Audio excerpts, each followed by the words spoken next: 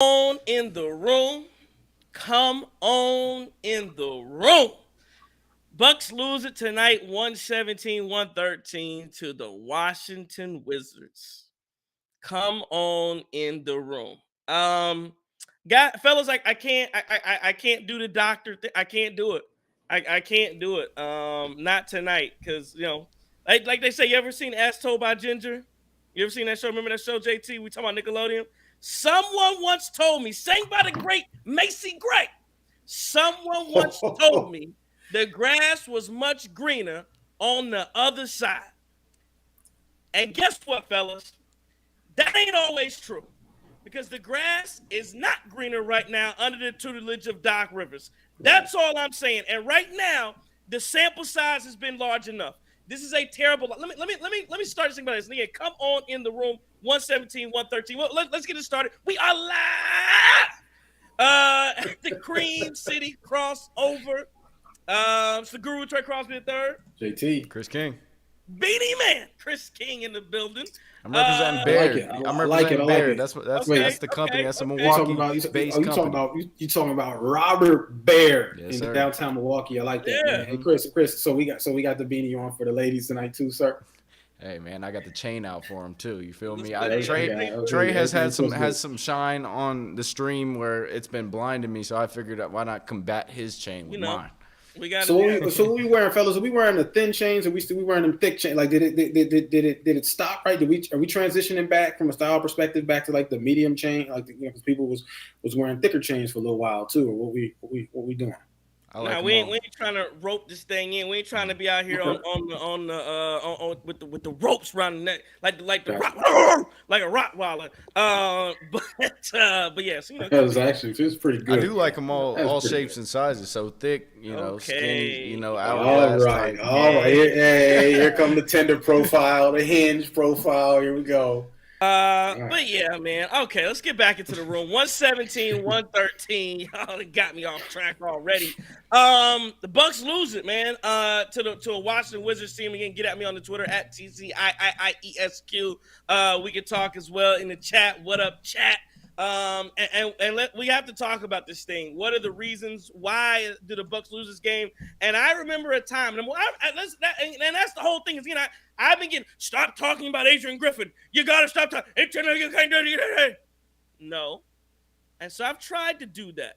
But Doc Rivers is basically a 500 coach. We are almost 30 games into his tenure. He's a 500 coach. I said this the other night. I said the other night about Boston when they lost that 30-point lead to Atlanta. I said, when someone, and I stole this from the one and only Tyler Perry. When someone shows you who they are, believe them. I think that was Tyler Perry, one of the Medea plays. When someone shows you who they are, believe them. And I was talking about Boston and how they play late in the stretch or late in games and in clutch situations, because they seem to show up. They seem to not show up. They seem to not have a handle on games late. They seem to be a front-running team. Well, you have to do the same with this Milwaukee Bucks basketball team. We have shown people who we are time and time and time again. And at some point, I have to believe who the Bucks are. They're a team that's lazy as hell. They don't get back on defense. They play down the competition. And again, maybe at the end of the thing, maybe down the end of the road, it'll work out for the Bucks. We'll see. But it's a dumb basketball team. They're a very dumb basketball team. They don't take advantage of mismatches. They don't play inside when they have size. They're a dumb basketball team and a lazy team. And tonight it shows. You lose 117, 113, streaky, and a team that does not seem ready. And well, like I said, we'll talk about it. But I guess my whole thing right now is, at this point in time, there is nothing that tells you cannot point me to as a whole as to how and why the Milwaukee Bucks are better suited to win a championship post Adrian Griffin than they were before. You can't tell me that Doc Rivers has this team in a better situation than the Bucks were prior to him arriving. I think they're probably and I said it when the termination went down, they're right around the same. And tonight, we'll do the game recap in a second, but just for 1 second, I guess I'm trying to make sense of the Bucks losing a game they had no business of losing. And again, we'll get down to exactly what happened. But this wasn't one where Washington snuck up on you, and you didn't. Oh man, before you knew it, you're down. No, the Bucks made their run to come back into this game on multiple occasions, and they just couldn't close the door. This wasn't like just a flurry, and the Bucks were never in it. Like the Bucks were, it was a nip tuck game all game long. Washington runs away with them at the half for a second. The Bucks reel it back in. Washington goes. It was almost as if the Washington Wizards were like the team that was playing around with the Bucks, and we'll put you at bay when we feel like doing it. That's what it felt like tonight. And we'll do to game recap. But I want to hear just real quick initial thoughts on how the Bucks. Is this something or is this nothing? The Bucks losing to the Wizards 117-113. Man, I feel like we beat the same drums as a recurring theme on here, right? Like I agree with you. I think the thing about Doc, obviously we're looking at resume, we're talking about him. And that's the only reason why we'd say he's better than Adrian Griffin at this point, right? Because yes, did Adrian Griffin have some deficiencies? 100%, right? But we can't act like Doc is not without his too. And we talked about how Adrian Griffin actually, how the offense looked a little bit better under Adrian Griffin, right? But then the defense looks better under Doc. And I think tonight, some of the tactical decisions, right, from, again, like you talked about before, Giannis out with 6 minutes. I just don't understand that. We talked about, as well, we'll get into this too. Derry Bird, right? MIA for a while. There's just moments where he should have had opportunities as well. But I don't know if we're truly better off with Doc Rivers. Yes, if we compare resumes, sure. If we look at leadership skills and the ability to coach and lead men and someone with a long tenure, a track record of doing so in numerous different spots, yeah, sure. But this season, as of right now, are we better off with Doc Rivers and Adrian Griffin? I don't think you can say yes. I don't think you're there. And it's a bit sad, right? Because it seems like we've gone all in this year, especially with obviously the big trade for Dame, and then also looking at getting rid of Adrian Griffin in the middle of the season when he was 31-13 in exchange for Doc. Well, I'll go ahead and save my thoughts on Doc for our segment, but just from what I saw tonight, it's the same recurring themes. We feel like we get some momentum under Doc, and then it's all of a sudden out the door when you play a team that has two-way players in the starting lineup. I just don't get it. They had no answer for Corey Kispert. Malik Beasley playing defense like a traffic cone out there, and I think I've stood up enough for him at this point. Like the amount of open shots he's getting, and just having these nights where it's 1 of 10, 2 of 12. I know I praised him for stepping up late in the game last game, but in the final minutes tonight, he's still got 2 open threes and missed them both. It's disheartening to see Malik Beasley play like this because we know and we've seen him shoot the ball at a high clip, but he might be one of those players where you give him a very short leash when it comes to playoff time because you've had players of that caliber or of that same position screw you over in the playoffs, like a Grayson Allen and Wes Matthews, guys who just can't make shots, and that's what you need. And so I thought that was bad. I thought the transition defense, I don't understand with this NBA basketball team how you give up a bucket and all of a sudden there's a wide open dunk at the other end, or how you score a bucket and there's a wide open dunk at the other end. I don't get that at all. I think it's the laziness, not closing out on guys or closing out too slow and then they get a straight line drive. Brook Lopez is a product of that, too slow. It's a big sigh. I'm so confused on how they lost this game, and it was annoying. And it goes back to you talk about, and again we'll talk about it in a second, but it goes back when you get into the fact and you say, well, how do you get beat in transition? That was something that used to happen under Adrian Griffin, and it stopped under Doc Rivers for a while, and now it's back, and this team has started to revert back to their old habits of not getting back on defense, being lazy. All of those things that we saw that we blamed Adrian Griffin for, how many times did AJ Green miscommunicate defensively? I saw it 2 times in a row. It happened back-to-back 3. All of the things that we talked about that stopped have now started to peel their way right back into this basketball team, and we're starting to see it. All right, let's do the game recap because we have to do it. Sponsored, as always, by the law office of Daley M. Johnson. Off the court, you need that defense. Law Office of Daley M. Johnson, providing you with criminal defense, trafficking, OWI defense, temporary restraining orders, and injunctions. Call the Law Office of Daley M. Johnson at 608-893 8370. He's located at 411 West Main Street, Suite 110 out of Madison, Wisconsin. Go to his website, www.dmjlaw.com. Sign up for free phone or in-person consultation. And again, the Bucks need some of that because they need some consultation somewhere because they aren't getting the job done defensively, offensively. It doesn't matter. Let's go through the game recap. Again, as always, you got one guy you can count on. It's Giannis Antetokounmpo with a triple-double, 35, 15, and 10. I believe this is his 10th triple-double of the year, the most triple-doubles he's ever had as in a season. 36 minutes, 15 to 21 from the field tonight, 5 and 9 from the free throw line. He had 2 turnovers. He was a +2 on the night. Chris Middleton, 24 points, 9 boards, 6 assists. So not a terrible night from Chris, but he was a -14. I thought he had some good moments tonight. Brook Lopez, 26 minutes, 6 points, 2 rebounds. Not enough from him. Malik Beasley with 5 points, 2 steals. The big number on Malik Beasley, though, 2 of 13 from the field, 1 of 10 from 3. You talk about shooting a tour date. Malik Beasley gave you that. Patrick Beverley played some of this ball game, got injured, did not return. 2 points, 5 boards for him. Pat Connaughton, and that's the thing. When you finally have a good Pat Connaughton game. Talk about the consistency of this basketball team. You finally have a good Pat Connaughton game. 15, 8, and 5 for Pat. 4 of 11 from the field. But you don't get the same night from Malik Beasley. Bobby Portis with 12 and 12. He had 12 points on 14 shots. I thought he was, again, there was a Dr. Jekyll, Mr. Hyde, where, he had some good moments, some bad moments, and you try to piece it all together. Danilo Gallinari, he did hit a 3 tonight, gets 5 minutes. That should have gone to A.J. Green. Jay Crowder with 5 points. A.J. Green, 6 points. You look on the Washington side of things, Corey Kispert, just killed the Bucks, 27 and 7.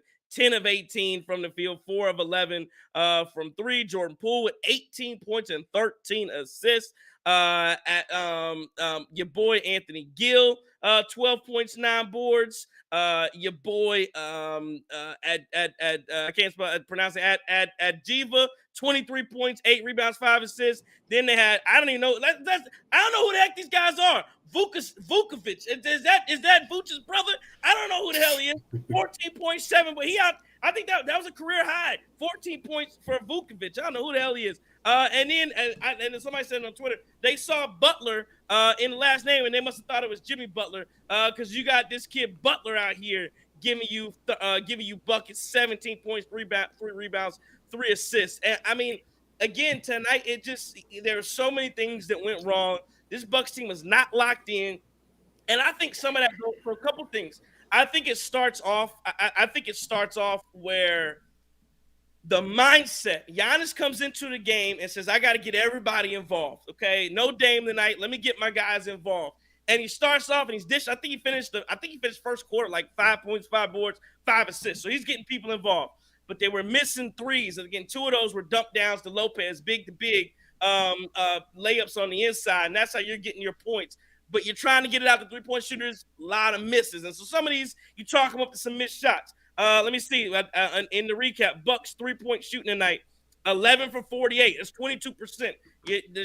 You be tough to win games shooting 22%. But again, Washington wasn't any better now for 38, 20 to 23%. So again, it wasn't like you just got killed from the 3, but that wasn't an advantage for you. I think you lost the points in the paint to Washington, which shouldn't happen because Washington's a smaller team. And so I think, again, so when I talk about Doc Rivers, there was a game plan mistake.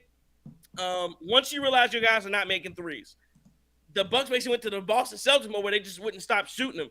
Your advantage was on the inside. Your advantage was getting the ball into the paint. Brook Lopez could have been used. Just tonight was a night. You can use Brook Lopez if you put his butt in the paint and dump it down to him and have him lay the ball up, get fouls, whatever. But the Bucks, they don't take advantage of mismatches. Then you add in the lazy part. Then you add in you can't get stops. Again, at least in the Adrian Griffin era, right? Like do you remember when people used to get upset because the Bucks would almost lose to a team like the Wizards, and we almost lost. People were screaming from the mountaintops that you had to fire Adrian Griffin because you almost lost to the Wizards. Well, damn it, I'd rather almost lose instead of actually. Now we've graduated from almost losing to actually losing to these bums. That's what that's where we're at right now in the basketball team. So just there's so many problems, and then you don't even get to late in the game. Two decisions Doc Rivers made that were just absolutely inexcusable. It was coaching malpractice. There was I just gave you the numbers from Malik Beasley. There's no reason why AJ Green is not closing out the basketball game. Again, he made more for defensive purposes. He made more defensive plays than Malik Beasley all game. And so to not have AJ Green close the basketball game out, not have him come in before Pat, and I know Pat had a decent game. He didn't come in before Pat. He didn't come in before Gallinari. I don't know if he came in before Jay Crowder. But again, those are the type of decisions. And then you have the miscommunications. We talked about miscommunications. I blame all of those on Doc Rivers because, of course, he's going to miscommunicate when he don't get the reps. So I have a problem there. And then the decision when the Bucks got it to within 2 with 6 minutes to go to take Giannis out when Giannis was the only thing that was cooking for the Bucks. Doc takes Giannis out, and I get it. Giannis played a lot of the second half, and at that point he would have played the entire fourth. But damn it, you got to go get them wins. You got it. There's no Damian Lillard. If he needs to rest, Dame is supposed to be playing tomorrow, I'm assuming. If that's the case, then you sit Giannis tomorrow, and Dame, you done missed the last 2 games. You should be well rested. All your happy birthdays out the system. Get your ass in the lineup, and you go win one. But instead, we take Giannis out and have him sit for 2 minutes. And it as always is the case, you have a 2-point lead, momentum, trying to win the game. And when he comes back in, you're down 6 or down 8 or 7, whatever it is. And that absolutely killed the Bucks from a momentum standpoint. Still, again, Malik Beasley probably missed 18 more threes after that. It was bad. I give Malik all the credit in the world for continuing to shoot. But again, I don't understand it. It was an inexcusable loss, inexplicable loss. And again, a lot of it falls in the hands of Doc Rivers. And last thing I'll say, that new shine of Doc Rivers like we said, if Adrian Griffin is the sub and now Doc Rivers is coming to be the principal, now he's taking over the class. Well, the class is only going to listen for so long. Right, like as soon as you get in there, okay, we got to hit on a new teacher, new principals in town, and now we've gotten to the end of the school year, and the kids are right back rowdy again, and they're not listening. Again, you're having miscommunications. You're getting beat back in transition. There was a free. Remember, did you see the play at the end of the half? The play at the end of the half where Giannis missed a free throw, and it's 3 seconds on the clock. They raced down the court, hit a layup, and I think they finished the half up 8 or up 4, whatever it was. Mm-hmm. Those are the type of plays that just happen over and over again tonight, and the Bucks absolutely deserve to get their butts whooped. That's what I saw, JT. What did you see? Man, rough one. We should have had this one. I think everybody would agree with that, right? And I thought we kind of started out a bit flat. We didn't look overly inspired in that first quarter. But having said that, right, you had Chris, Giannis, and Pat, right?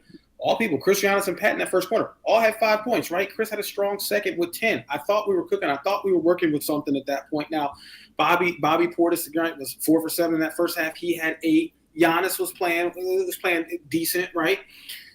And then, I knew something was up when I looked at our 3-point shooting because do you realize at the half we were 4 for 17, right? 23%. Terrible, right? Well, apparently the Wizards were 3 for 18, 16%. So awful. Right? One's terrible, one's awful, but you knew that. But I thought this thing would turn around in the second half. By the way, you talk about Malik Beasley, who was missing threes left and right tonight. At the end of the first half, he was only 0 for 3, right? What he finished tonight? Was it like 1 for 12, 1 for 11? Something awful, right? 1 for 11. Hell of a lot of missed threes in that second half.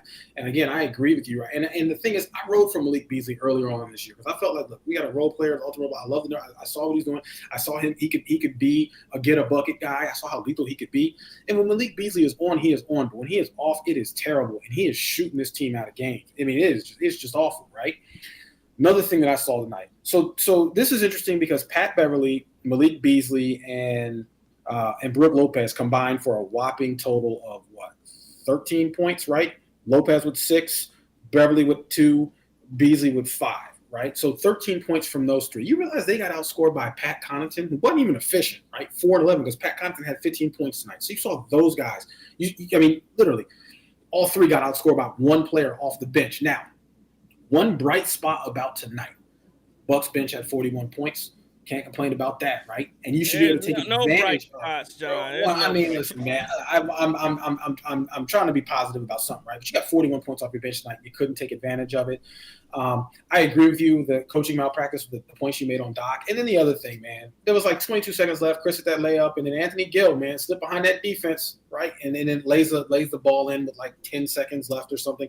Kicks that lead back up to 4, and it's just like, man, it just was one of those nights.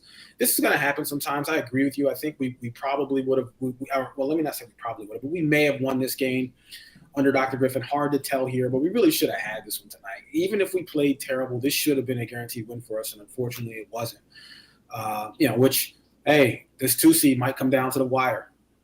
You can't afford to have these consistencies leading into the playoff time, because I have said this all the time that the Eastern Conference is relatively weak this year, but that doesn't mean that they're not a little bit balanced. And so if you do get a team like the Sixers, imagine what the Sixers would have done to this Bucks team tonight. It wouldn't have been good. You wouldn't have even had a shot, because they would have just been able to take advantage of so many misses and so many missed opportunities and so many lapses. I think, Trey, you hit it exactly on the head with Doc Rivers just not giving A.J. Green the experience, because there's no reason Jared Butler, a guy who played his best basketball in 2021 with the Baylor Bears, and is on a 2-way contract, should be ISOing A.J. Green and still getting buckets, and also having that screen and roll mishap where Jay Crowder and A.J. Green both go with the screener and he gets a wide open 3. Like, these are things that would not happen if he is in the games consistently, if he's in the games consistently in first halves, if he's playing against bad teams.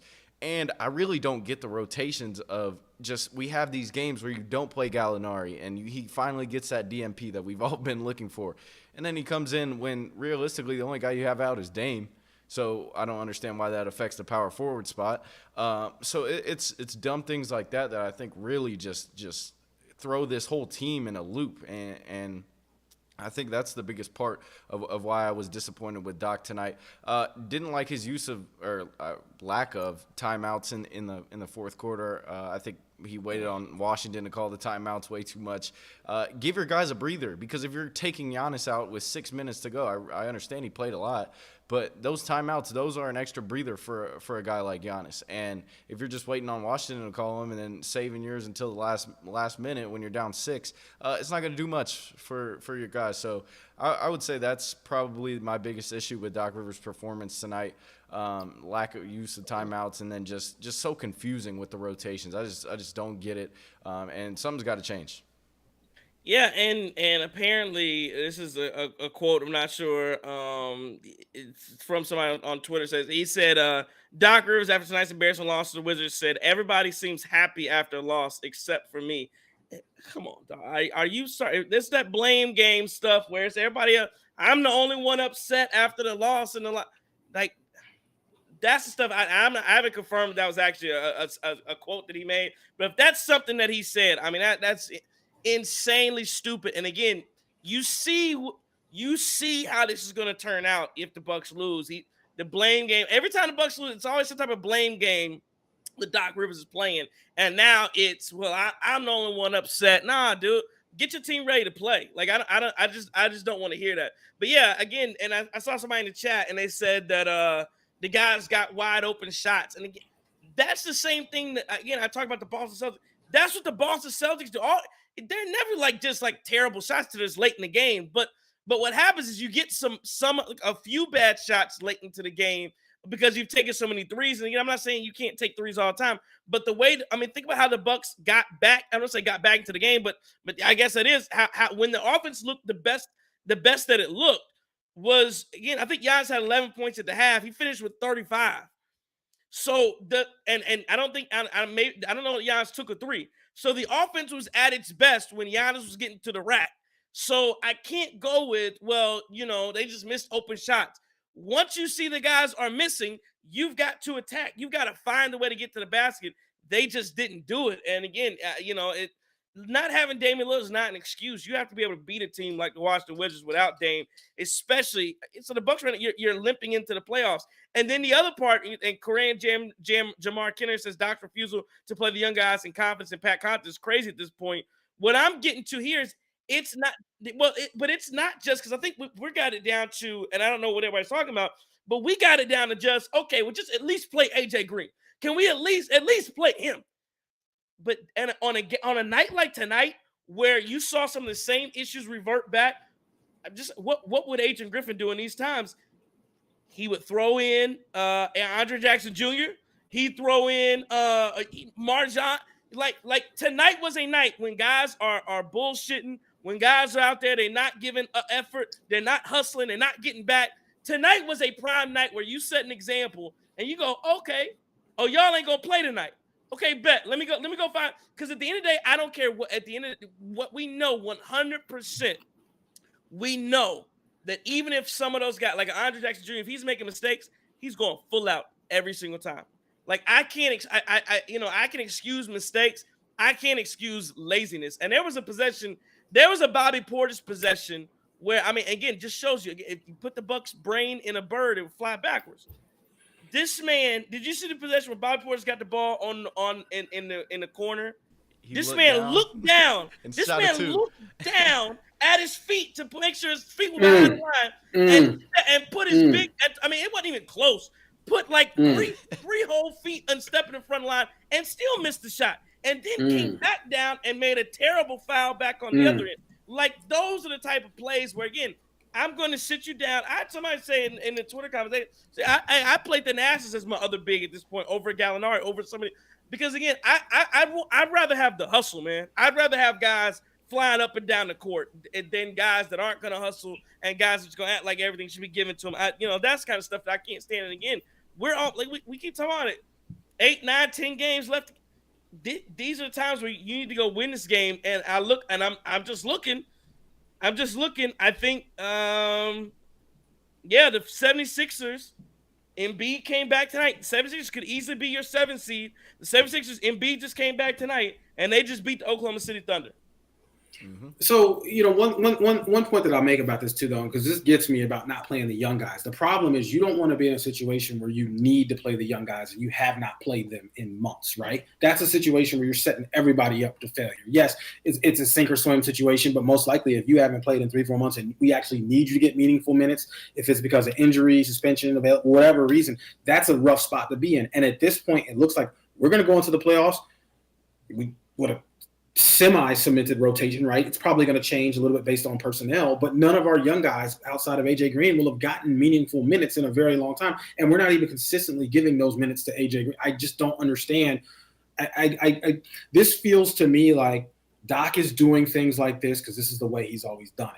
And that's not good, right? That's a major issue because, like, again, for you to say, well, I've always done it this way. Listen, man, you got to change. You got to figure it out. You got some young horses on this bench that are hungry. You got some young horses on this bench that need to be developed, right? That want to. And if all they got in them is 5 minutes a night, then give them that, right? Give them that. Why are we still playing?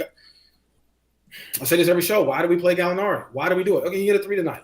Like, we'll give you a golf clap. Cool. Appreciate that, right? But at the end of the day, I don't get it. I'm not really sure why Doc keeps doing this, but we gotta do something. Something has to change here. And I don't know if that's Horst saying something to Doc or not about not playing the young guys, but I think it's maddening to the casual observer because you just see this keep happening with him. Plus, and then I'm gonna add this point too.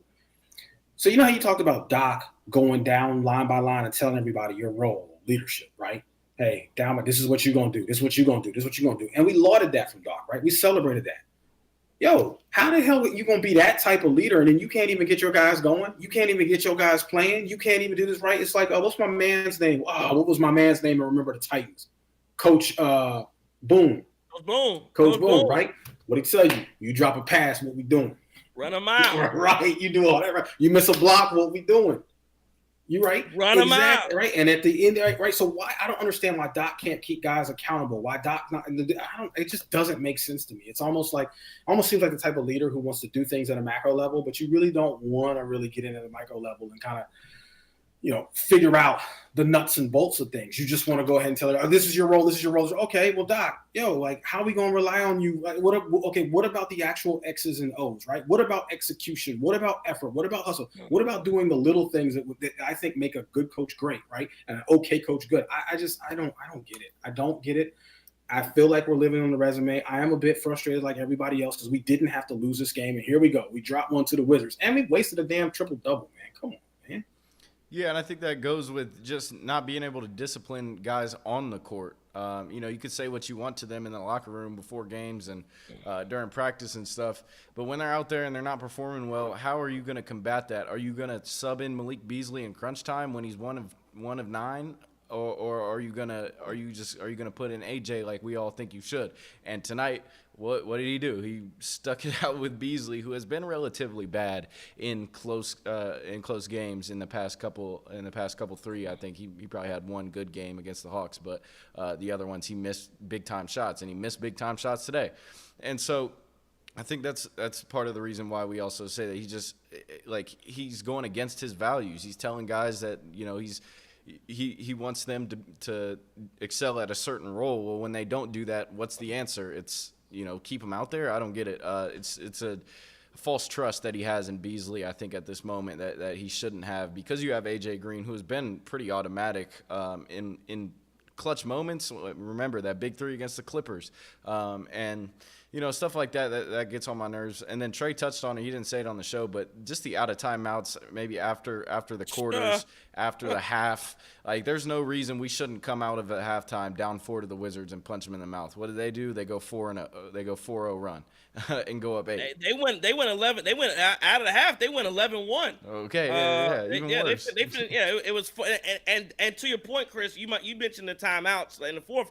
Well, I think some of that was because Doc used timeouts in the third. He used the quick timeout when they went I think they went up the 4-0 run or whatever it was, and they went 11-1. He called another timeout when the Bucks went down. They were down 15 at that point, and so he used a couple of quick timeouts early in the third. And I don't know if he had his full assortment of timeouts that he wanted to run with in the fourth quarter. But yeah, I mean, again, you just can't. It's concerning. If you were concerned about what the Bucks look like before or with Adrian Griffin, there's no way you're not concerned with the Bucks right now. And again, we try to be positive. I'll try to be positive all year long. Maybe this is good, because I think that, again, I'm just making this up. I don't know if it's good or not, but the Bucks are going to go into the playoffs, and I don't think any Bucks fan. Well, I know we've kind of had this conversation before. I don't know how you just feel like, hey, we rolling over whoever. I don't know that at all. And again, I would, and that's why I've said I want to play somebody tough in round one, because and it doesn't really matter who the hell the opponent is. It's gonna be a tough matchup for the Bucks. It doesn't matter, but because you're gonna have to get smacked in the face. You're gonna have to prove to people that you can go out and win a 7-game series against, again, Indiana, Miami, or Philadelphia. You have to go out and prove it, because I think a lot of people are going to have some question marks based on, and again, it's all based on your performance. Now, again, a lot of these issues for the Bucks have been on the road. They don't seem to have all these same issues at home. Doc Rivers, in his press conference tonight, even I at least saw a tweet of someone where he said this team lacks professionalism on the road. I don't know what that means or what he's alluding to. I don't know what that means. I don't know if that's just coach speak and just saying it, but that is something else that he just said. It seems to maybe ring true, because they have not been good on the road. But here's my thing, though, right? Like, so again, when we talk about Doc and we talk about this accountability or lack thereof with Doc, how are you just gonna make a statement like, yo, are these not your? I mean, technically not your employees, but are these not your guys, right? I'm not saying that if the problem is they just had too much fun on the road, you got to institute bed checks, because I feel like, yo, we grown men. That's crazy. Like trying to like, you remember when you was, because you play college, you play sports in college too, right? You remember that? It was knocking on that door like, hey, what y'all doing? I remember our coach would hit the bed check at like 10 p.m. Like, hey, what y'all doing, right? He never hit the lights out, but yo, like, I don't know, but I love how Doc talks about stuff like this. Like, he has zero culpability at all for that. It's kind of silly, but the chat is going crazy. You want to take a break and read some comments? Sure. Yeah, we can read it. Well, let me just say this. You're gonna like. I'll let you guys talk about the comments in a second, but you're gonna have to grind it out. Like, this isn't gonna be handed to you. This first round isn't gonna be handed to you. You're gonna have to make a statement, like you said, Trey. You're gonna have to make a statement to your Bucks fans, but also just everybody in the league that you're able to put together a full series of dominance. And that's where I think we get most concerned with the inconsistencies against bad teams, because yes, you have shown up against championship contenders, but if you're going to have these nights on the road where you can't hit water if you fell out of a boat from 3. And how are you going to respond? You're going to have to grind these games out, and I just don't like what I've seen down the stretch in tight games or games where you're playing from behind from this Bucks team and from this organization, really. And that's where the hope is that a guy like, we know Giannis can do, he did some of that tonight, but that's where the hope is that a guy like Damian Lillard can, and again, that's what we kind of talked about. The hope is those guys, the stink of Malik Beasley tonight, the stink of Brook Lopez, the stink of Bobby Portis, Giannis and Dame have to take that and wrap it up and make it. They've got to turn chicken. They got to make chicken salad out of chicken shit. That's what they have to find a way to do. And those are 2 guys, top 75 Hall of Fame caliber players. That's what you expect from them. And again, that's what we're gonna be looking for in the playoffs, because we talk about it every night.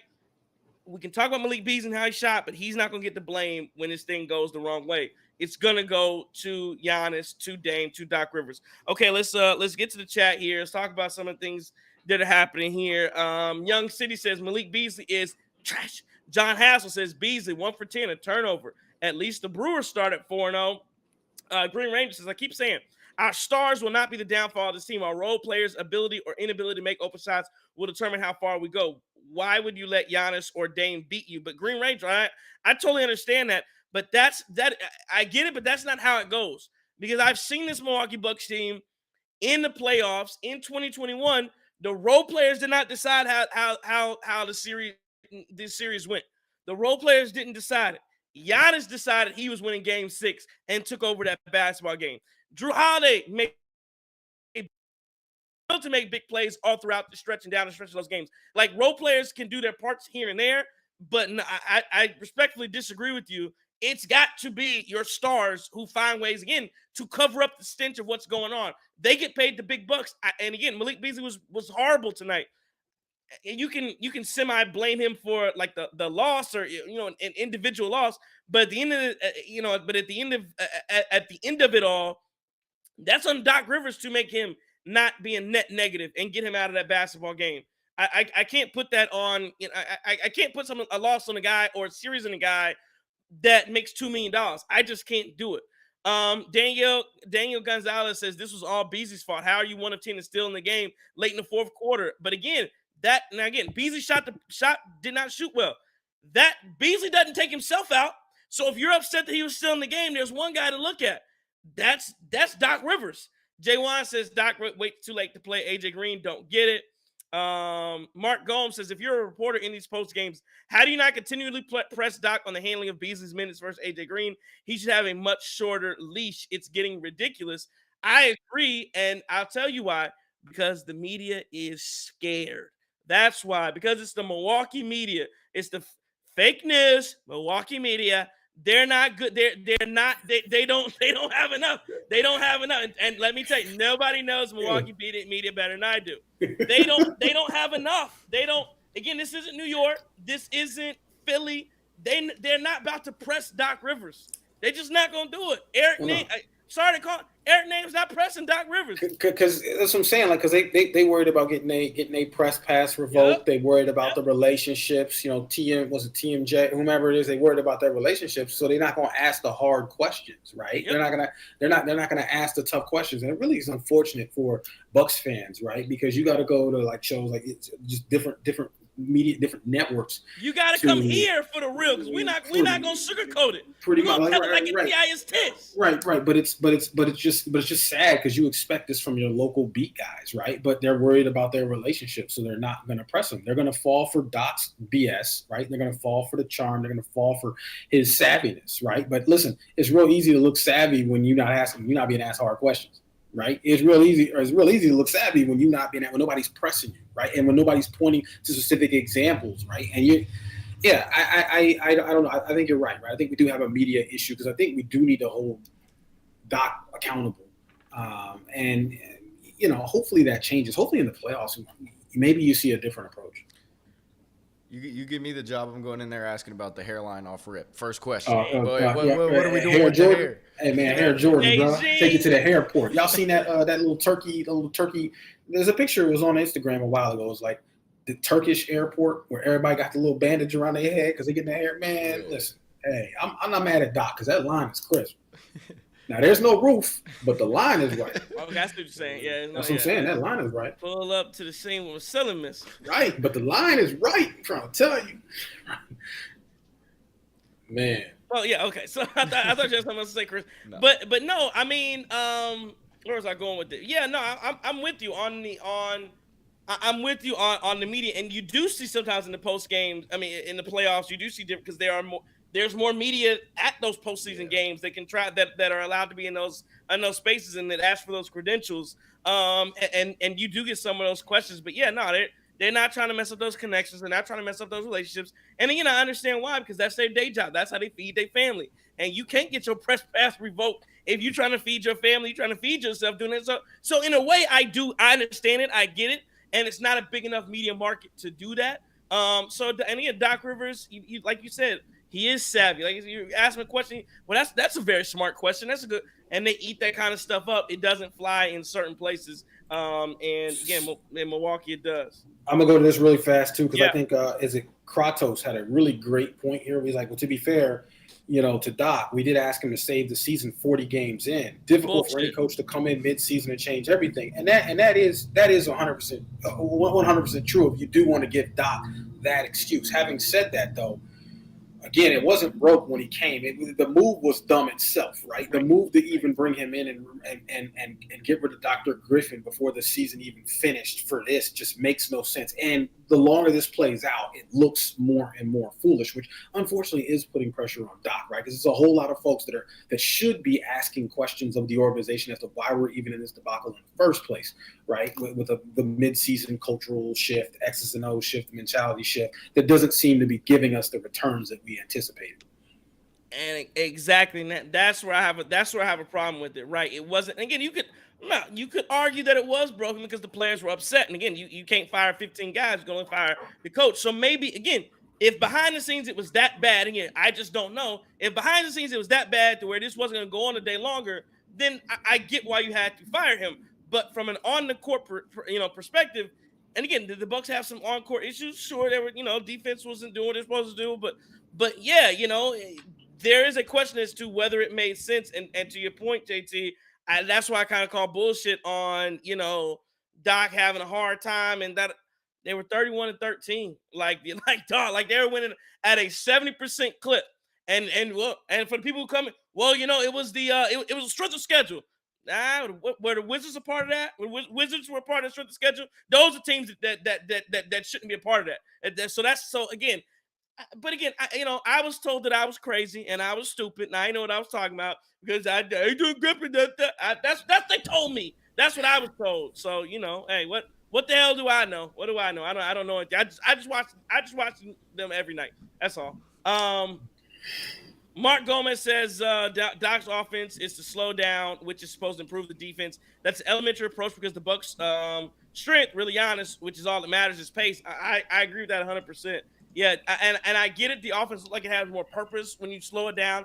The game naturally slows down in the half court. But yeah, you have to play with some pace, man. Like I get the guys are older, but you have to play with a little bit of pace and try that. K and A family says I think Bobby had a stretch of 0 for 5 down the stretch that hurt. Man, this shit sucks. And then I'll read a couple more from in here. King of King says Doc is terrible. Play the younger guys play. Yeah, I agree. Jay Wan says play AJ Moore. Yeah, I think we're all preaching to the choir here. Here's the thing though, right? Like, because Daniel Harris makes a really good point. He says AJ Green should have played more, and I think Marjan and I think AJJ should be in more. Just my thoughts. So here's the thing though, right? Like Marjan at this point hadn't played in so long, right? To start playing him now, I mean, I feel like you just asking to honestly at this point you ask him to get injured. Right, because he hasn't played, you just gotta wonder in-game experience. There's dust on the knees at this point, right? Like you just can't. I think at this point, you have not played a lot of these young players in so long that how it would probably be a struggle to give them substantive time. Yeah. Yeah. Go ahead, well, 100%. And you can't really expect anything great from him when he's not playing throughout the season, right? Like he's ultimately getting some minutes with the G League team, but he's up there and getting DMPs with the Bucks. And if you were to throw him in now, it's pointless because he's going to look like we've seen him look throughout the regular season where he wasn't that good. And even if he does, you can't win. Even if he looks good, you can't win because everybody's egos, everybody's pride will be hurt if this guy comes in and drops 14 points on 7 of 9 shooting or something like that. So, yeah, I mean, it's just too late now. But for the guys who we do expect to get run in AJ Green, I would like to see more of that. Trey, can I call you out for a second, man? I'll be watching Chris. You be talking. Trey get these like weird grins on his face and stuff, and I'll be like, "Yo, what is this man?" I'm reading comments. I know he in the chat, right? I know he's in the chat, but I was always wondering, like, because I got the chat up too. I'm like, why? What's going on, man? This is coming from Twitter at Rikaton. Says, seems like the team may need a little blue pill to get up as much as Doc does. That is great. Oh, that's the comment of the night. Oh, that is the comment of the night. My man said, what? Wow. Yeah. So, yeah, I mean, like I said, so, yeah, you said that's what these people, that they make it. honey pack and Henny. There it is. Get you a little rhinos, all that. Henny, honey pack, and the, what's the grip socks? Right, go ahead and get your little socks with the grip on the bottom. There you go. All right. And now we're going off the rails. Now we're going off the rails. All right. All right. I bet. Well, I bet Diddy got them grip socks. At the Weedmanator says, we have no consistency. Pat finally put up a great game, and Malik can't knock anything down. Bobby has a good game offensively, and Brooke can't hit. At T Frank 414 says Giannis with 2 big turnovers in the last 2 minutes. He did one of those, and again, he did have 2 turnovers. One of them I do think was kind of still on Pat Connaughton because he threw it into no man's land. Now the one he traveled, that was just a bad decision. But the other one, Pat drove baseline and it wasn't a great pass. I don't think Giannis was even expecting. It's because you're dribbling into no man's land anyway. So I didn't understand the entire point of it. At AZIP70 says this disgrace of a team is not winning on the road in the playoffs. Bottom line, beyond alarming to lose this game when you're fighting to maintain the 2nd seed. Doc's rotation in the first half were abysmal, in addition to the team's effort and intensity. At Drew Barringer says, I think it's pretty obvious that Boston is the only true good team in the East. Our guy, Justin from NC, says this is real dumb. Losing to a team like this, no excuses. We need to start playing better. Read a couple more. IMQ1265 says we suck on the road. At Yeen125 says, yeah, we still ain't making it past the first round. Jay Phil in Texas says, grand scheme, it don't mean nothing, but more game film on to the next. These trash teams are just cardio to get a good run in before the playoffs. And again, I 1,000% disagree with that take because, and I go back to, you can't tell me that now all of a sudden the regular season doesn't mean anything. When I've said this, how many times I said this on the show? When you fire your coach in the middle of the season, you can't then come back and tell me that these games don't matter. No, they do. You can't have it both ways like that. I'll read one more here. At Brat Tact says team is not good. That's the bottom line. Can't blame Doc. He doesn't have a lot to work with, and I know you like to blame Dame as well, but okay, well, so again, before we have some business to talk about with Damian Lillard. But let's and so Green Ranger says this. I believe Green. Okay, is this guy? This I was supposed to be a Boston guy. Giannis is a turnover machine. He had 2 turnovers tonight, and he had 2 turnovers. I think 11 assists. Shut up. Green Ranger says Beasley 1 of 10, Pat 3 of 10, Porter's over 3, Lopez over 4, Crowder 1 of 6, Pat Bev over 2. How the hell do you overcome this nonsense? And again, Green Ranger, I don't disagree with you. My thing is Giannis has to understand that, and that's where the basketball IQ comes in to me a little bit quicker, a little bit sooner. And because he took over in the second half, you probably need to do a little bit more of that. Hey, it's my time, guys. I get y'all missing shots. He probably should have made sure they were in the lead earlier. But again, it's one of those things where you try to feel these games out, and hey, we're gonna be good. We playing the Wizards. The shot's gonna fall eventually, and it's like it's not always the case. Like sometimes Giannis, you might need to go get us 50 and let other guys get in where they fit in. Yeah, and we know he's capable of it. Like when you talk about that 64-point game he had versus the Pacers, we couldn't hit anything, but he went and took it to him, and they were able to get the dub that day. So, like, we know he's capable of it. Will he bring it on every night? Yes, we know he will, but definitely has to be a little bit better in recognizing when his guys don't have it and just go win the game because he's the best player in the league, and should be the MVP. These are games that I mean, it shouldn't, but it might knock him in games like this where you lose to the Wizards for your MVP case, which I don't think it should, but it will in the national media's eyes because they don't watch him. I agree with that too. I agree with all of that. So again, the Bucks lose it 117-113. Bucks again tonight just wasn't a Bucks night. They weren't focused. They didn't have necessary attitude to come in to compete with the bad Wizards team. Again, I mean, look at this. I mean, the Wizards are fifth. They have 15 wins on the year. Like this is just horrible. And they have no business getting a win over a team like the Bucks. That no business getting a win over a team like the Bucks. I don't care if Dame was missing or not. I think this Bucks team is way too talented, and overall a lot more skilled than this Wizard team for this to even. Honestly, it's not unreasonable to expect the Bucks team to win tonight by double digits. Like this was just bad. It was bad. It was awful, and there's no excuse for this. Like there's just no way to do it. And it looks like a lot of you in the comments seem to agree with that notion at this point.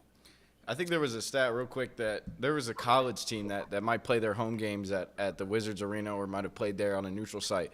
I can't remember what exact college team it was, but they have more wins at the Wizards Arena than the Wizards at one point during the season. And bad. So, like, you can't even say, like, oh, this is a tough road environment or going into a road team that's, like, really going to bring it to you. No, this is a horrible team, and you shouldn't have lost. Yeah, no, there's just no excuses for this loss. And Bucks do get a break tonight because the Knicks, who were on their tails and were really on their tails, the Knicks lose tonight to the Miami Heat. And the Knicks are now 3 games behind the Bucks. But Cleveland is only 2 games behind the Bucks, and Cleveland currently is up big on the Utah Jazz. So it looks like they'll get to a game and a half back. But so we'll see how that works out too for the Cavaliers. And again, I do think the Bucks are going to keep the 2 seed. But yeah, the Bucks are 5-5 in their last 10. They're 18-20 on the road, 32-15. 18-20 on the road, 29-8 at home. So again, just not good enough at all. So I give you guys right now before we get into. And I don't know how we should tee this up. So I think we've let's do it like this. Hey, hold on, Trey, real quick. It was NC State during the week of the ACC championship. They had 5 wins in that week, and the Wizards had 4 during that point. Yeah, that's terrible. That is embarrassing. Wow, yeah, that's terrible. That's embarrassing. Man, look, show NC State some love, man. Show NC State some love. That team lost like 14, 15 games, and they've been bringing it in the tournament, and just no one has an answer for the big man. Yeah, I think they take an L to Purdue, but that should be a nice battle by big men. Mm-hmm. Yeah. Okay. So let's transition here, and so I do want to address, and so just for people who are listening and watching, go what's up with this topic? So I just want let's talk about Damian Lillard, and again, this is such a rough night to do this because the thought process behind this was, okay, the Bucks gonna beat down the Wizards, and then we can have a fun kind of transition talk about something, a side conversation, a sidebar topic here. But now it's almost like a bad compounding off of a bad because again the Bucks lose to the Wizards. Dame wasn't even there, and we're now gonna venture off. So I'm just letting you know we are gonna slightly venture off into something a little bit different here. That doesn't really relate to the Wizards game as much, but does relate to the Bucks. So, Damian Lillard missed again tonight. Tonight's excuse for Damian Lillard was a right groin injury. Okay, so he's out with a groin. He missed the game before. Who was that against? That was against I can't even remember now. Who the Bucks just play? The Hawks. Right. Okay. So he missed the game against the Hawks that was on Saturday, a 122-113 win over the Atlanta Hawks. He misses that game due to personal reasons. Now, again, the reported reason for him missing was, and I see Kratos saying Dame stands unite. The Oh, here we reported, go. the reported, and Karan Jenner says Dame pulled his groin in the bouncy house. The report Was the reason why reported- he missed named Glorilla, or was it? I just Well, want to know. that's All right, good. I'm That's gonna do better. I'm gonna do better. So the reported reason he misses in the Atlanta game was due to him being for personal reasons. We were told, or at least there were some rumors that he was at his kid's birthday party. Cool, okay, that's what it is. Now here's my issue. Here is number one: we either Doc Rivers is lying or somebody in this situation is lying, because Damian Lillard, he was on the injury report before. He now ends up on the injury report with a groin. That wasn't the reported reason he missed against Atlanta. And after the Atlanta game, Doc Rivers had already said, he's probably not going to be able to join us against Washington. So through all of that, how did we somehow come up with he misses this game tonight because of a groin? I have no idea. It doesn't make much sense to me. But that's either here nor there. But again, our issue outside of that is John Tyus gave some commentary related to Damian Lillard, called him a head case, and a couple. I don't remember. And I meant it. But go ahead. Well, I'll let you get to it. But John called him a head case because of some of the different things that have been floating around throughout the year, not just missing the game, but some other things that float around. That comment got picked up on the Twitterverse, and there were some comments. So I wanted to give JT the opportunity to address some of the Twitter haters, and I'm sure that they may not admit it, but somebody somewhere in the Dame Stan universe, they're watching. I'll give you opportunity to address some of the things that were said, or whatever you want to address on that, JT. So first, I'm just going to address my comment. I said Dame Lillard was a head case this year, right? And I meant it, right? And I will say it again. And here's why. Some of this predates his tenure at the Bucks. What happened about 9 months ago, right? Dame requests a trade, right? Tries to force a trade from Portland to Miami, right? So again, we talked about how foolish that is, where you didn't even create a market or not. You just basically said, this is the only team I'm willing to go to, right? Goofy, and how that worked out, right? And it didn't work out, right? So now you got this mess here. Dame goes back, and then after that, there was a story that came out. I think it may have been the Chris Haynes article, where Dame goes, well, I tried to go back to the Blazers facility, and he was in his feelings because the GM didn't give him love, right? He was in the feelings because he felt a cold shoulder after you just requested a trade, right? Like, what are we doing here? How do teams usually act when players request trade? What do you want, cupcakes and smiles? I mean, I get it, right? Portland hasn't had much to write home about in a very long time, right? But at the end of the day, that's not the way this thing works. You can be an NBA, you're a professional. You didn't see this. You request a trade, like, the bridge is burned at that point, right? Now, you can maybe make things right towards the tail end of your career if you do the finale with the team or wherever. And listen, he probably deserves a statue at the Blazers arena, probably deserves a jersey and the rest. There's no question about that, right? So a couple things there that were a little bit weird. So then what happens, right? He gets to Milwaukee, right, which was a team. My understanding was he gave the team an additional short list of teams he'd be willing to go to, and he gets to Milwaukee, and then the plays up and down, right? You had that electric night against the Sixers to open up the season, and the plays up and down, right? So then what happens? All-Star break. What happened during the All-Star break? I'm gonna let y'all. I'm gonna go Socratic method. What happened during the All-Star break? You had the comments that came out. You had the list that came out. I think the Giannis list, and he had what else? Did something else happen? So the All-Star break, he had the Giannis a list of players that he liked to play with. Giannis wasn't on there. It just didn't make. But he had himself on that list. It was just weird, right? And then the article comes out, and Dan I'm bored of Milwaukee. Right, in the article, I'm bored of Milwaukee. I just watch YouTube fight videos all day and practice. I miss my family. I miss this. I miss that. I had it. Basically, I had it good in Portland. And then the question you got to ask yourself is, wait a minute, if you had it so good in Portland, why did you try to leave? Oh, because I wanted, you wanted to win. No, it sounds like you didn't know what the hell you wanted, right? So you look at this, you look at the play. Yeah, I think the guy's a head case at this point, right? And that's not even going to include the off the court stuff, the divorce. I'm going to leave that alone, right? I'm 100% going to leave that alone, right? So then you have this story coming up here, and maybe this isn't on Dame. Maybe this story coming up that just happened, right, with missing the game in Atlanta for personal reasons over the kid, which I can understand that. Listen, you want to stay home with your kid for a birthday, great. And then this whole weird thing about the groin injury, maybe that doesn't fall on Dame. But listen, without the recent instances, I already thought this guy was a head case. And we actually talked about this a few shows ago, and I meant it, right? So basically, we said this the other night. somebody was in their feelings. I mean, he didn't at us. He didn't. I don't know if he just cropped the video Well, yeah, and they said they, somebody. they took a video and basically Right. posted some of your thoughts there on it. But yeah, but like I said, no, don't add. If you don't add it, you didn't really want the That's what I'm smoke. saying, right? I think it was like sneak. I think it was like trying to sneak this, right? It was like, okay, yeah. right, or it's like the version of I don't know, maybe your boy. What's my man's name?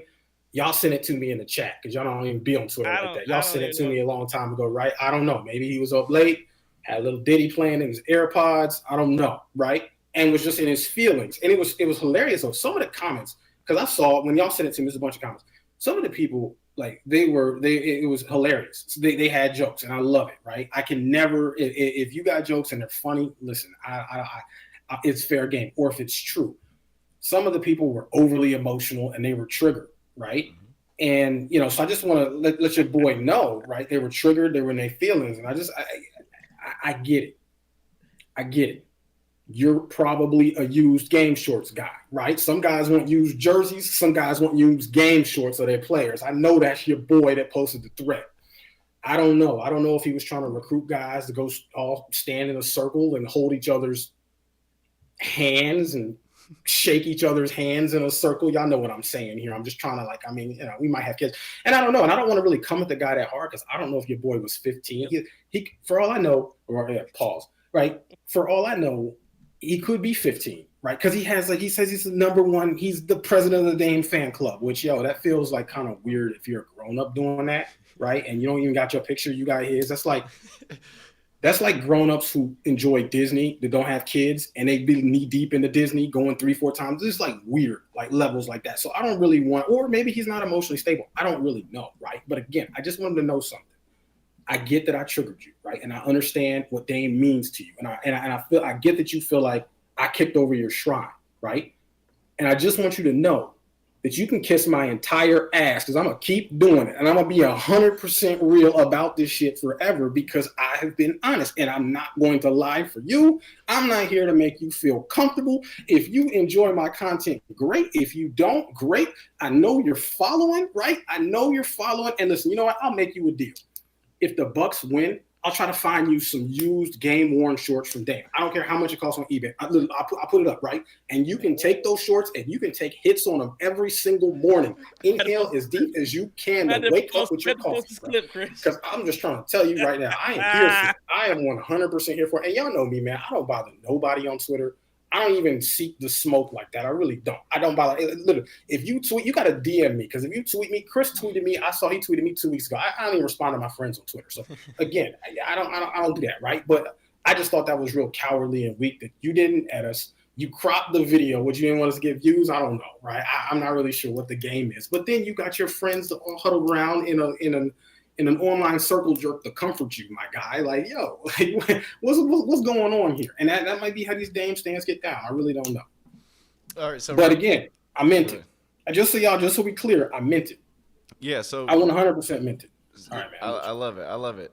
For me, where I thought it was weak was the hiding the rational replies that actually agreed with us and playing this victim card that all we do is trash on Dame. And some of the replies are talking about, oh, they're just trying to stir up engagement. Oh, you think we're trying to stir up engagement? We got 600 subscribers, guys. This is a fresh podcast. This is a 6-month thing in the works, in progress. You think we really have that type of platform to make our subjects about Dame to go viral? Like, when have we ever gone viral? Like, this is what we do. We do it for fun. This isn't our day job.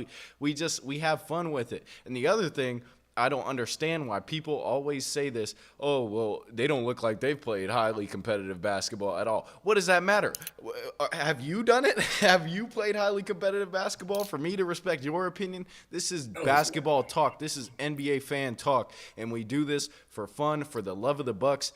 And it's a little weird that people are kicking up for a guy who disses their city. Couldn't be me. If a guy who's saying this city is so boring and a guy who hates being in Milwaukee is hating on my city, yeah, I'm not having that. So, whatever. It's a love affair with his stands, and they're not those guys aren't real fans. All the comments are talking about we're not real fans for dissing one of our players or holding our players to a higher standard. Well, you're not real fans for taking this clip from a post-game show that we've constantly praised Dame as well as been constructive of him and posting that and having that as your main reaction. So I think it's weak out of all of them. And, yeah, like JT said, they can kiss my ass too. Entire. Right, well, Matthew Adler, right? Right? Because Matthew Adler said this dude says right too much. So Matthew Adler, that's what I said. Funny comment here by Karan Jamar Kenner, how JT dry snitch on the Lopez brothers to Disney comment. That's hilarious. I wasn't even thinking about them. I was just thinking about adults to be knee deep into Disney and they don't have kids. It's like, yo, you trying to ride the teacups, my guy? Like, yo, you jumping in front of 4-year-olds. Come on, man. I say that because I was at Disney World in January with my kids, of course. So yeah, I mean, I think that that honestly, the issues that these people are upset with us about, because I saw some of the comments, some of the comments too, and people go, well, this guy, and then talk about me, this guy's hated on Dame since he's been here. Again, some of the things it's just not factual. When the Dame trade was for, and you want to talk about since when did this thing look awkward, head case or whatnot. And I'll just address two things and then I'll move on. One, the comment that people keep making about me that I've hated Dame since he got here. Go look at what I said when the trade was first announced. I thought it was. I thought you could. The way I talked was almost you could. Adam Silver, you might as well go ahead and start engraving the trophy now. Right now is how I was talking about the Milwaukee Bucks. So again, that's a complete lie that I was somehow against Damian Lillard when he first got here. What I was against was when he started stinking it up. That's what I was against. I was never against Damian Lillard. So again, that's not true by any stretch of the imagination. And then number two, again, this thing, when you talk about like the head case part of it, I don't disagree with you at all. And again, it's fair game to agree or disagree with either one of those, but to take shots because somebody made it, it's a fair point. And because I saw a comment that was like, well, you haven't been watching Damian Lillard because he hasn't done this since 10 years. He was important. He ain't in Portland no more. Right. Like I don't. It doesn't matter what he did 15 years ago or throughout his entire NBA career. We're talking about right here, right now, what's going on, and right here, right now. Remember when he showed up late to the damn rally? When that's what Bucks was he 2 hours late to the rally? They held a damn rally for the man. He shows up late, and again, I get it. He had complaint issues, whatever. Did he even smile? Like he didn't even care. Again, those are some of the things I look at and go, you could start looking at some of the things from way back and go, yeah, that's why this thing has looked a little awkward and discombobulated and disjointed. And again, I say this too. I hope because I'm not like some other Bucks fans where, like you talked about, Chris, do it for the love of the game, whatever. I'm not like some other Bucks fans where what they'll do is they'll root against their team because they have some type of they were actively rooting against Adrian Griffin because they wanted him fired so bad. I don't ever do that. I may talk critical of Doc today. I've talked positively of him before. I put on everything. I hope that Doc Rivers turns this thing around. I hope the Bucks will lose another game. I hope that, I've talked negatively when it's time to talk negatively about Dame Lillard. I've talked positively when it's time to talk positively. I hope I never have to talk negative about that. I hope the man averages 50 a night every single night.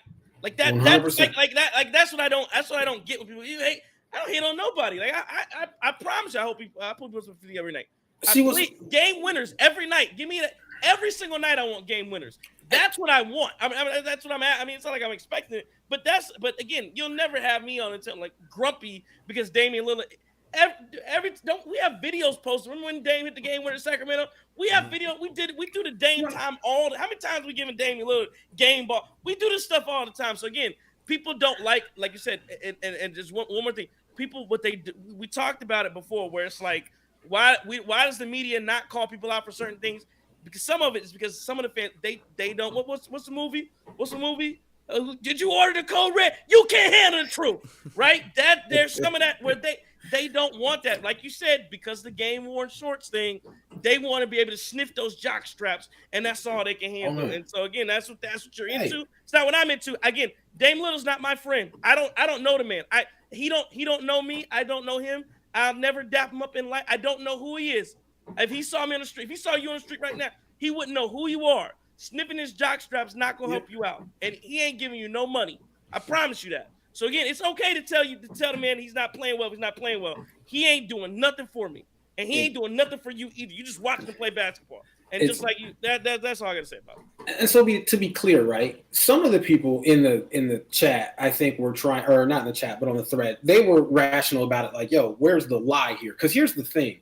It's not so much, and the second part, I said head case, and the second thing I said, can we trust him, right? Is he going to be reliable? Some people were like, well, he's played 68 of 72 games. That's not what damn well that's not what we're talking about here, right? When I say, can we trust him? Is he going to be reliable? What we going to get? We going to get, 11, are we going to get 11 for 20, or are we going to get 9 for 29 out of Dame, right? Because it's just been this roller coaster with him all year. And when we traded for Dame, we thought we were getting the MVP candidate that Dame has been for at least a minimum the last 5 years, right? That's not played out the way that we thought it was. It's certainly, he has not played at that MVP level. And I want to ask you guys honestly, has Dame played at an all-NBA level this season? No. Right. And that's exactly, but that's what we thought we were getting, is we were expecting the all-NBA player. So when the all-NBA player does not show up, looks like, appears to be struggling, and then turns around and talks about, some of the mental health stuff, which I don't want to knock him for that, right? But seems to be. I knocked Ben Simmons for it. I knocked Dame. Well, then knock him for it, right? But seems to be substantially hampered, right, by a lot of the things that some of which were his own doing. It just doesn't make any sense. So when I say, can we rely on him? What Dame's going to show up? There's a chance, and I want to see Dame. I want to see MVP Dame. I want even 2023 Dame show up for the playoffs. Maybe he locks in, and that watch stays on the entire time. Maybe that's exactly what happens. I've not seen anything in the season to show the consistent performances left and right from him, so I don't know if that's going to happen. But maybe it does. Right. So at this point, can you trust him? I don't know. Yes. Is he going to be good? Sure. Right. Is he going to be elite consistently?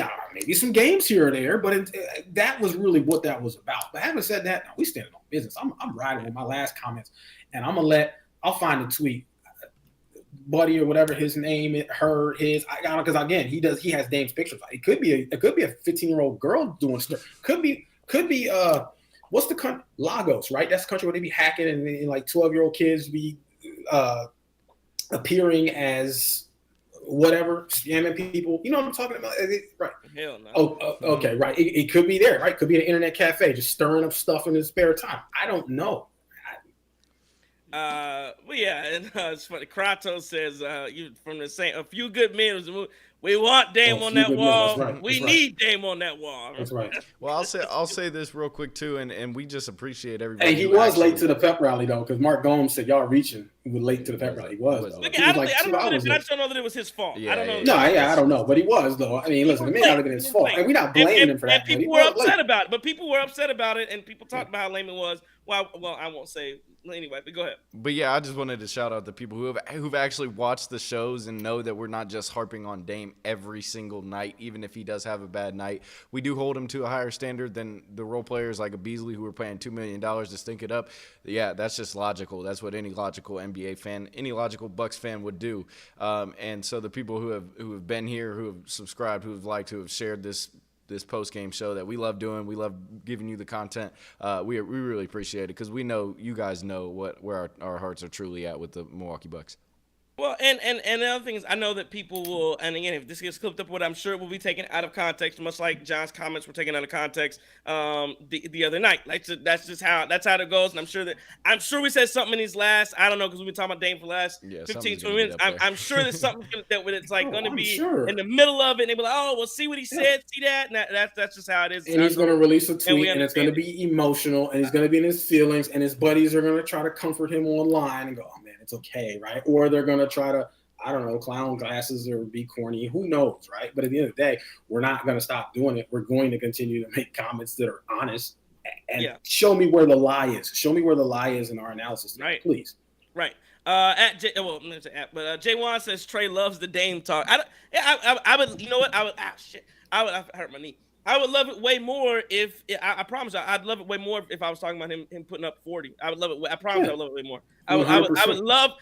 What I thought. I'm gonna tell you what I thought I was gonna be doing every night was coming here and clowning other fan bases about how well we played every single night. That's what I thought. That just hasn't been the reality. Daniel Harris says, well, he's consistently giving us 20 to 25 a night. He has. I mean, not terrible numbers in some nights, 30, 35. But to be honest, when you got other guys, it's hard getting his points. It's not even about the points. It's about the woeful efficiency. It's terrible. Right. And not showing up. That's the issue. It's not about the average. And that was where the conversation was not intellectually honest when you're reading that post and you're seeing that. People were like, oh, he's only a point off his average. And I'm like, okay, y'all clearly don't watch basketball, right? You don't watch basketball, and you don't have the capacity to look at trends and understand how we're getting there as everything, right? Yeah, they saying we don't look like we play basketball at a competitive level. I don't know if you guys have eyes. I don't know. I don't know if your eyes work. I don't know if you're actually blind because you ain't watching, or you're unable to read the internet or get on Google. Because you hit it right in the head, John. It's the efficiency that is down, and those stats. Yeah, you can still get to your numbers, but if you get into them on 5-6 more shots a night, then we looking like games and all kind of other mess, right? But so Nuisance has a funny comment here. Nuisance said, "Mans was in Portland for over a decade and complained about Milwaukee being boring." Right? Funny thing is, Dame went to Weber State, right? You know where Weber State is? Utah. Ogden, Utah. Look, I've never been. I've been to Salt Lake City, and I had the time of my life, and I don't know if they was trying to convert me out there or what, or those people have never seen brothers before, but it was for a college track meet, and we loving life out there. They thought they was being naughty by drinking soda, but that's how they get down in Utah. Adam Jones says, as a Celtics fan coming in peace, would you make the Drew Dame trade again, knowing what you know now? Adam Jones, I'll answer this, and this is again how I don't hate on Damian Lillard. Yes, 1,000%. Yes, there's no every day. I would make every day, twice on Sundays. I make the Damian Lillard trade because again, there is. And again, we talk about we just spent the last 70 minutes on this show talking about how the Bucks game and the Wizards and how they looked and this and talked about how I don't know how it's going to turn out. First round, second round, there is something in me, and I've talked about this multiple times. There is still something in me that when Damian Lillard shows up game one against whether it's Miami, Indiana, or Philly. I hope he balls. I really do. I hope Dame goes for 40. There's like Dame Lillard about to go. Fourth quarter comes, and I still feel I'm ready to watch every single time. So yes, there is something in me that still thinks that regardless of all this, he's going to have an opportunity to show it. And I, for one, like all three of us, speak for all three of us, would say, yeah, we hope he does. 100%. If Dame balls out, in the playoffs and he shows up night in and night out and looks like that, the Dame that we all looks like the player that we thought he was, I buy his jersey after the season. Definitely would. But see, right. And I'm not buying. I mean, a game worn jersey. If you could put a game worn jersey in a like a plaque or something and put that on the wall, I get that. All right, that makes sense. Do that, right? Or even a jersey to rock around. But I draw the line with game worn shorts, bro. I don't want to buy game worn shorts. I don't. I mean, people say, oh, you can wash them. Y'all know y'all not gonna buy no damn game worn shorts and wash them. Like, what are we doing? Right. Oh yeah. No, you don't get the game worn. You get the different kind of guys to buy game worn shorts. I'll tell you. I'm not buying game worn shoes either. I don't want your. Well, look. I'll say this: Dwight Howard gave me his game worn jersey. Now I'm even thinking about that too. But how old were you when he did that? I was like 9, 10. See, that's okay, right? Like that's okay. That's okay, right? You didn't try to buy that. You didn't hunt through eBay and say, oh yeah, this is game worn. Which I mean, that's like getting a Diddy microphone. Correct. Nah, hell, a Diddy bar stool or something, right? A little bit. Absolutely not. Okay. Dame stands might be on their Diddy tonight though. Boy, they might be listening. Might be. At Dro, well, I'll leave it at this. At Dro Krosika, and I think he's listening to the show. I think that's why he says. He said, "Here's the reality: if Dame is out during a playoff game, they will lose that game. They need him at 100%. There is no doubt about that. I don't think. Again, we don't. Nobody disagrees. At least we don't disagree at all about what has to happen with Damian Lillard and the fact that he needs to. That the Bucks do need him, and again, that's why we harp on this so much. You do need Damian Lillard. Let's go to it. Let's get to game balls, man. Wow, this has been a long show tonight. Karan Jamar Kenner, by the way, is quickly becoming one of our favorite commenters, man. My man said, when you charter a private jet, yeah, it's your fault you are late. Hilarious. Oh yeah, I'm assuming Dame didn't fly Southwest to get to Milwaukee. Well, no, but I think it was reported it was a weather thing. So that's and again, well, like I said, I won't go there. Well, you got basically you got to listen to your pilots. You had to listen to your pilots because if you. I just put the man. Okay, next comment. No, I just figured it out. Has it not been long enough? How long? Can I not do that? Man. I can't do that. No, you can't do that. No, okay, my bad. I didn't know. Leave my man KD alone. I didn't know if I could. I'm just saying, you do have to. No, Trey, don't. How many years do I have to wait? Come on now. Forever. We are not going to talk about Kobe crazy like that. We're not going to. Is that not true? Hold on. No. Was it not true? No. John. I'm not here for that. That's what happened. These are the facts. If they're going to clip anything from this stream, it'll be that. I'll say that. I'm not here for that joke. Hey, that's a different energy, right? The Dame stands are weak, but the Kobe folks are crazy. They damn near the beehive. I'm telling you, I could have been talking about. See, this thing, I could have been talking. See, that's on you because I could have been talking about the people that's with Aaliyah.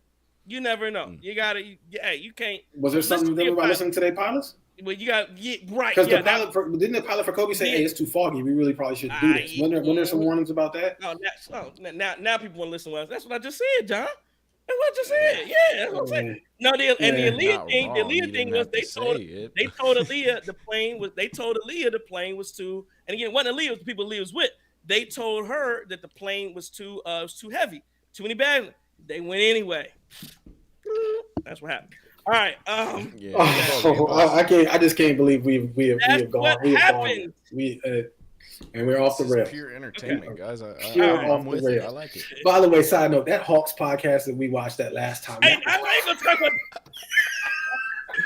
Hey, they got more subs. They got more subs. We'll wait till we pass them. They doing something right. I just gotta eat wings on the stream and we'll be good. Hey, whatever you gotta do. Game balls. All right, let's get this thing around. Game balls. Where we going? Game balls. Corey Kispert. That's it. Okay. He hooped. He hooped tonight. He was. You know what? I ain't giving it. If I were to give a game ball to, I'm gonna give it to the guy that had a triple double. I'd give it to Giannis. But I mean, Giannis has a house full of game balls at this point. So I can't do it. I'm gonna go Jordan Poole. I thought Jordan Poole, 16 points, 13 assists. Baby. I'm gonna go Jordan Poole. Exactly. He's a hometown guy, and I thought again he played he played well enough and secured the dub. I think as well. Also with Corey Kispert, Kareem Jammers' game ball to Giannis will stop playing again. To me, now you got to win to get in. Those guys get my game balls. You got to win. There's no way around it. It's funny that Jordan Poole has an all-time game ball performance for us, and then he still finds a way to get on Shackton with that slip on the wet court. That was hilarious. That injured Pat Bev, by the way, so I won't make too light of it. But that was funny. Yeah, no, 100%. That was funny. Kratos says no. The pilot intentionally didn't have a black box to scan for mountains to save money. Black? Well, okay. Something was going on in there. That's all I know. Let's keep rolling here. Okay, let's look around, see what happened in the league tonight. The Bucks obviously lose 117-113 to the Washington Wizards. Cavs win at 112-90. Well, they're up 112-93 right now over the Jazz. The Nuggets taking care of the Spurs, up 7 right now. The Kings are up over the Clippers by 11. The Warriors are up by 8 right now over the Mavericks. That game's going on TNT. It's almost halftime. I'll check that out once the show ends. Lakers beat the Raptors tonight. The Heat beat the Knicks. That's important for the Bucks in the standings. We're looking at them. 76ers beat the Thunder. Another important game standings watching. T-Wolves beat the Rockets. So if you're watching your standings right now, the 7-8 game would be Miami-Philadelphia. The winner of that Miami-Philadelphia game right now would face the Milwaukee Bucks as the 2 seed. The Miami Heat are a half game out of 6. The Philadelphia 76ers are only 2 games out of 6. So again, they're right there. So again, we're getting a lot will be sorted out. There's only a handful of games left, and you're looking at it. And this is a game where if the Bucks had won tonight, you're looking at almost ready, like we talked about earlier, really closing out the Cleveland Cavaliers and holding on to that 2 seed. but it just doesn't happen. And the Bucks still have some work to do. We think Damian Lillard will be back tomorrow. I'm not exactly sure if that's the case, but I know he is apparently back in Milwaukee. So we'll see if he does get back. And that, like I said, hopefully he does. And if not, again, the Bucks played a lot of minutes tonight to try to win a game they lost. Daniel Harris says, do you feel like there are a lot of foul calls at the beginning of the game against us? I thought there were a lot of foul calls in general. Like, I think they called a tight game to start. I don't know, but I don't know necessarily it was like against the Bucks or not. I thought it was just a tightly called game. And then lastly, I mean, man, we've been at this for a while. Do you there were 12 million people last night. I feel like we can't leave this without at least addressing over 12 million people. They were trying to break 10 million last night. Over 12 million people watched Caitlin Clark versus Angel Reese. Of course, the Iowa Hawkeyes beat the LSU Tigers last night in women's Elite Eight. Caitlin Clark was phenomenal, put on an absolute show. I thought Angel Reese was good, but again, Caitlin Clark is just the best player on the floor. Your girl was a Haley Van Lith, whatever her name is. Haley Van Lith. And she was bad. She was a traffic cone. And then to me, the person who lost the game was your girl Kim Mulkey. There's no reason you run it. Caitlin Clark is Steph Curry of women's college basketball, and you going underneath screens. Are you serious? And then you don't put Flage on her until the fourth quarter of that game. That was worse coaching than Doc Rivers. It was coaching malpractice last night for Kim Mulkey and the LSU Tigers. The only other thing I'll say, and I'll let you guys have it. The only other thing I'll say is what I didn't like about the post game. And I don't think that the LSU girls were wrong, because I think Haley was trying to defend Angel Reese. I know Angel Reese was crying. I know Flage was, hey, you see my teammate, da-da-da-da-da. I know the real Angel Reese. Here's my only thing. And again, I don't care. I like both. I like the drama. I like everybody. I didn't care who won the game. Here's my only issue. You can't play the villain. But again, I preface this by saying, they're not wrong. Do they get some unnecessary hate because they are young black women? Yeah. Yes, they do. They 100%. There are racist people out there, trolls, who are just out there to talk trash about those girls, and it's messed up and it's wrong, and it's stuff that probably Caitlin Clark and those Iowa girls don't have to hear because of their race. I'm not denying that, but bringing it back, all I'm saying is when you play the villain, when you lean into that role of we the big bad LSU girls, here we come, we're the smack talkers, this is what we do, we don't care, you can't then lose and now give me the crying, we're vulnerable, we're sad, oh my God, what was us, we lost the game, please give us a break, all the things that we go through, oh my God, do that. You can't play both sides. That's all I'm saying. You can't give me one. Like I wanted to see last night, and again, it's okay to be contrite, it's okay to be, to show some humility in a loss. It's okay to do that, but I didn't like. To me, they went victim. That it went more than being humble and being having humility. It was, we're in full victim mode now, and you didn't play victim mode when you were winning. You were in everybody's faces when you were winning. I almost take it to like what's the girl, the track girl, Sha'Carri Richardson. Sha'Carri Richardson.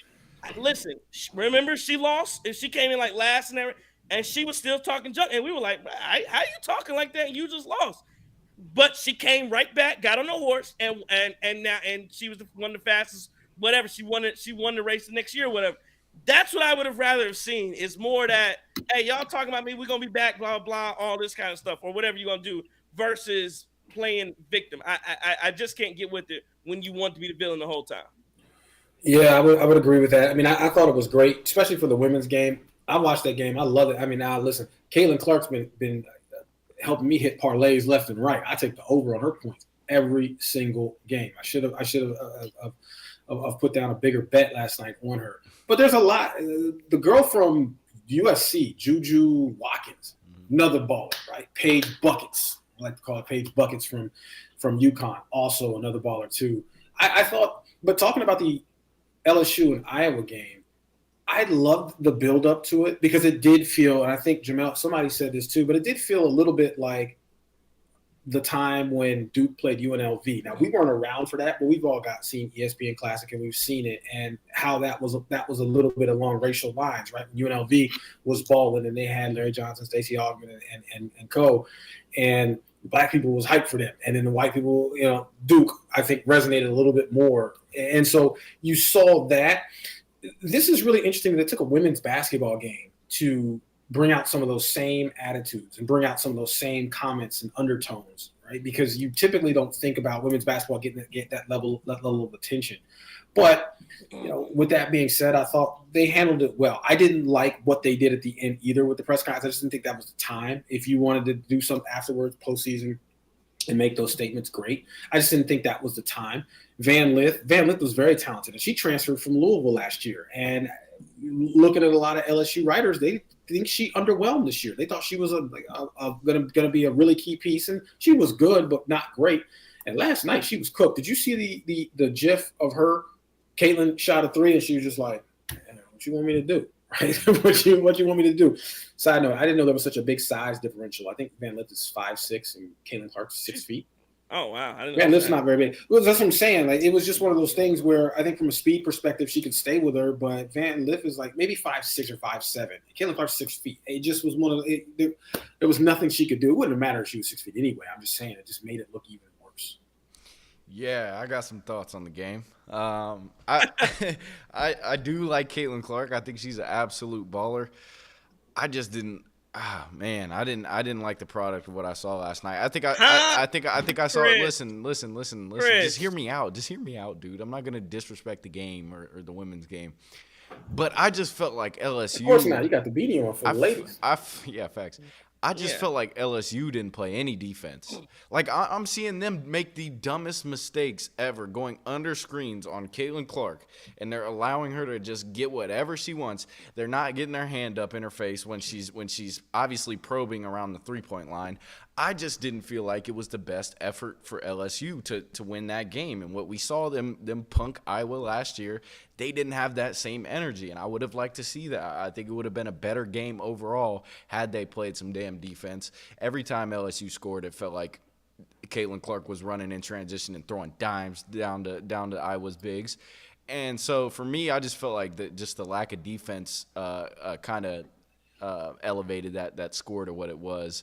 But yeah, it was a treat to watch Caitlin Clark doing her thing. She was hooping. She had a couple of moves in there. There was one from like the logo where she did like this behind the back spin move and then just chucked it up and it went down. And I'm just like, that's must see TV. Like that's awesome to watch. As far as the press conference goes, yeah, Trey, I think I agree for the most part. I think what Angel Reese totally got wrong is the fact that you already won a national championship. You're not going to win it every year. It's just unrealistic in college basketball, in college sports, in a one-and-done tournament to expect to win it every year, regardless of the team that you have, especially against a competitor like Caitlin Clark. And so I would have liked to see her just be like, look, we won that thing last year. We beat them last year. Okay, they got us. All right, let's meet up in the WNBA and just continue this fun rivalry or something like that instead of crying about, people being racist or whatever it was or sexualizing her and stuff like that. So that's where I think she got it wrong, but I'm not going to fault her. Everybody goes through those emotions after, pretty much ending their season, maybe college career if she declares. So, yeah, that's what I have to say about that game. Looking forward to Zach Edey, DJ Burns. I think that would be a movie too. Yeah, that'll be a good one. 100%. Man, chat be making me laugh. These comments are hilarious, but it's great, right? And I downloaded the app, so now I'm seeing the chat because I'm going this whole time and never actually seeing the comments. Only took the whole year for JT to get the comments. So that's great. That's great. I was always on the actual website, YouTube, and looking at it, but now I can see the comments, and I'm loving it. I'm loving it. There's some. We got some very astute listeners, which I definitely appreciate. Yes, 100%. Let's wrap this thing up. 117-113. Wizards beat the Bucks. Man, that was a good long show that we went through today. Do you have any final words after a 117-113 loss to the Washington Wizards? Oh, man. You know what? We found out tonight there's a difference between almost lost and almost won. Yeah. Yeah, to me, I just think that, after we talked about all the standing on business and all the stuff with the game balls and, everything in between, I think the most important part of the show just to take from, if you're a fan, if you're watching, is you should have won this game. And this is a concerning effort that the Bucks put in tonight. And you have to – there's got to be some type of change within Doc Rivers' rotations, stuff like that, to get this team back on track. And you're ultimately missing Damian Lillard, so we'll see how it works and plays out leading up into the playoffs, and hopefully everything's clicking at the right time. But yeah, just an unfortunate loss, and as a fan watching that game, it just pains me to have to speak on a loss to the Wizards on what day is it, Tuesday night. Yeah, and I hope people don't lose sight of that, because there were some comments about, in the chat, talking about how are we talking about Dame, and that's why I thought, and I thought tried to preface it by saying, like, it sucked that we had to talk, because I thought we were going to be able to move past an easy win in the Wizards and then kind of transition into the other conversation and topic, but we weren't able to. But again, I want to make sure, we talked for 50 minutes about the Bucks and Wizards before we went on to the other topics. So again, I hopefully that was not lost in translation with what happened tonight. Again, the Bucks had to be better. I thought, I was under the impression that, maybe we should take a break, not do the show tomorrow. But after a loss like this, I feel like you gotta get back in the saddle. I think people are. I think this is one of the games I'm going to be watching intently tomorrow to see how the Bucks respond, to see who's available, who's not. I'm assuming Chris Middleton's not going to play. But again, this too. Yeah, this is one of those games where again, it's just one of those. It's one of those nights where you have to be better. And again, they're gonna have to be better tomorrow night and go get a win. Q Money Vintage says, Bucks playing sorry when we start talking about girls basketball. I'm out, fellas.